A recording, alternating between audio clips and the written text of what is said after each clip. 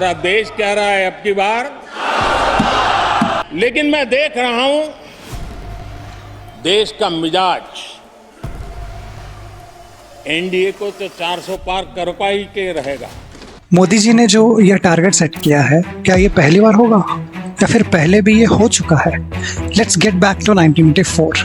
1984 के लोकसभा चुनावों में राजीव गांधी के नेतृत्व में कांग्रेस ने अत्यंत प्रभावशाली जीत हासिल की। 1984 में लड़ी गई कुल 514 सीटों में से 404 सीटें इन्होंने जीती। इसके साथ ही वो देर से हुए चुनावों में 10 अतिरिक्त सीटें जीती, मतलब कुल 414 सीट्स कांग्रेस को मिले थे। और यह इंडिया के पॉलिटिकल हिस्ट्री में पहली बार हुआ था जब किसी पार्टी ने लोकसभा में 400 से अधिक सीटें जीती हो।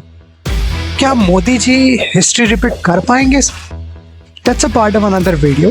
अभी के लिए तो हम अगर मान लें कि बीजेपी 400 का मैजिकल नंबर पार कर जाती है, तब वो क्या कर सकती है? So what changes can happen? सबसे पहला, मेजर कॉन्स्टिट्यूशनल अमेंडमेंट्स। अगर बीजेपी अकेले 370 के आसपास भी सीट्स जीत जाती है तो वो बड़े बदलाव हमारे कॉन्स्टिट्यूशन में कर सकती है।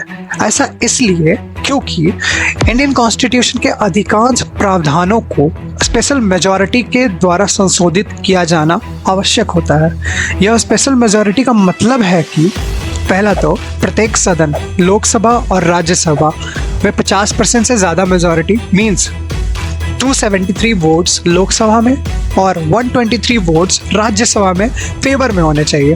और दूसरा, प्रत्येक सदन के उपस्थित सदस्यों का 2/3 मेजॉरिटी।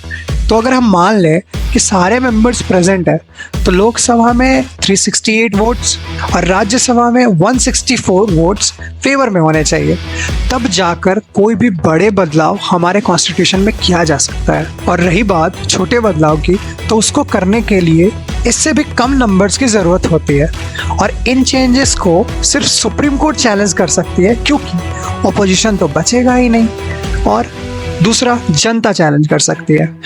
तो अब तक आप समझ गए होंगे कि 370 अकेले बीजेपी अगर जीत जाती है तो उनको कितनी पावर मिलेगी। लेकिन क्या बीजेपी सिर्फ यही कर सकती है? एक और मेजर चेंज होगा इंडियन पॉलिटिकल हिस्ट्री में, जो कि 1984 के इलेक्शंस के बाद भी हुआ था। Weakening voice of opposition. तब ऑपोजिशन में बीजेपी थी अटल जी के नेतृत्व में, लेकिन आज कांग्रेस होगी। लेकिन अभी भी ऑपोजिशन की हालत कोई अच्छी नहीं है जो उसे कमज़ोर करना पड़े। बट ऐसे जीत के बाद ऑपोजिशन का वापस खड़ा होना बहुत मुश्किल हो जाएगा, जैसा कि एक अनसक्सेसफुल ट्राई इन्होंने किया जब 2 दर्जन से भी ज़्यादा पार्टीज एक अलायंस फॉर्म करती है, विच इज़ इंडिया अलायंस। जबकि प्रैक्टिकली इतने सारे आइडियोलॉजीज को एक साथ लाना इम्पॉसिबल था, और हुआ भी वही। ये अलायंस खुद के प्रॉब्लम्स में उलझ कर रहेगी और एक एक करके सब ने इस अलायंस से क्विट कर दिया।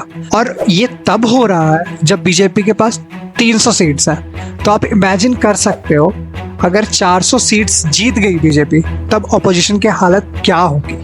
तो आप लोगों को क्या लगता है, आपकी बार 400 पार होगा? कमेंट सेक्शन में ज़रूर बताना।